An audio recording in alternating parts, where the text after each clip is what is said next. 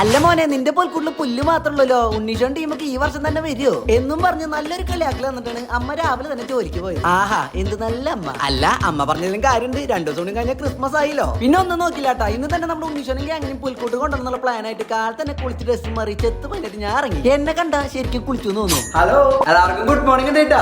നമുക്ക് ഉണ്ണീഷനെങ്കിൽ അങ്ങനെ വാങ്ങാൻ പോയാലോ? അങ്ങനെ നേരെ പുത്തമ്പള്ളി മാർക്കറ്റിലെത്തി കടാന്തരം കയറി ഞാൻ വില ചോദിക്കാൻ തുടങ്ങി. പിന്നെ എല്ലാവരും ചെയ്യുന്ന പോലെ കുറെ കടയിൽ കയറി വില ചോദിച്ച് ഏറ്റവും കുറഞ്ഞ വിലക്ക് കിട്ടുന്ന സാധനം എവിടെയാ നോക്കി. ഞാൻ ആദ്യം വിചാരിച്ചു കുറച്ച് കിടിലൻ രൂപങ്ങൾ തന്നെ വാങ്ങിയാലോ. പക്ഷേ അമ്പാനിനെ വിളിച്ചുകൊണ്ട് വന്നിട്ട് തൊഴുത്തിലോണ്ടിരുത്താൻ പറ്റില്ല. അങ്ങനെ അവസാനം നമ്മുടെ പുൽക്കൂട് തറവാടിന്റെ അന്തസ്സിനും അഭിമാനത്തിനും പറ്റിയ ഒരു ടീമിനെ ഇങ്ങോട്ട് വാങ്ങി ഞാൻ ഇങ്ങോട്ട് തിരിച്ചു പോന്നു. നമുക്ക് ഉണ്ണീഷന്റെ ടീമിനെ അൺബോക്സ് ചെയ്താലോ? അങ്ങനെ പെട്ടി പൊട്ടിച്ച് നോക്കിയപ്പോ എനിക്ക് അറിയുന്നതും അറിയാത്തതുമായ കുറെ ആൾക്കാരുണ്ടായിരുന്നു. അതിലെനിക്ക് ഏറ്റവും പരിചയമുള്ള ടീം നമ്മുടെ ഉണ്ണീഷ മാത്രമാണ്. പക്ഷെ ആ ഉണ്ണീഷൻ ഉണ്ടാക്കി വെച്ചിരിക്കണ കാണാം. പിന്നെ ഞാൻ ഓരോ ടീമിനായിട്ട് പുൽക്കൂട്ടിൽ സെറ്റ് ചെയ്യാൻ തുടങ്ങി. ഈ കാണാൻ നമ്മുടെ ഈ വർഷത്തെ ഉണ്ണീഷൻ ടീം. പേടിക്കണ്ട, ഇനി കുറെ വർഷത്തേക്ക് ഇവർ തന്നെ ആയിരിക്കും. അങ്ങനെ വൈകുന്നേരം അമ്മ വന്ന് പുൽക്കൂട് കണ്ടപ്പോ ചോദിക്കുക, ഇപ്പൊ എങ്ങനെ ഇരിക്കണ്? ഒരു ആവേശത്തിന് പുറത്ത് വെച്ചത് അമ്മയെന്ന് പറഞ്ഞിട്ട് ഉണ്ണീഷാണ് ഞാൻ അവിടെ നിന്ന് ചൂണ്ടി. പിന്നെ ഒരു കാര്യം പറയാൻ മറന്നു, ഞാൻ ഇന്നലെ ഉണ്ടാക്കിയ പ്ലം കേക്ക് സക്സസ് ആണ് കേട്ടോ. കാരണം അത് കഴിച്ചിട്ട് ഇതുവരെ പ്രത്യേകിച്ച് എനിക്ക് ആരോഗ്യ പ്രശ്നങ്ങളൊന്നും ഇല്ല. അതൊരു സമ്പൂർണ്ണ വിജയമായി ഞാൻ പ്രഖ്യാപിച്ചിരിക്കുന്നു. അപ്പൊ ശരി ട്ടാ.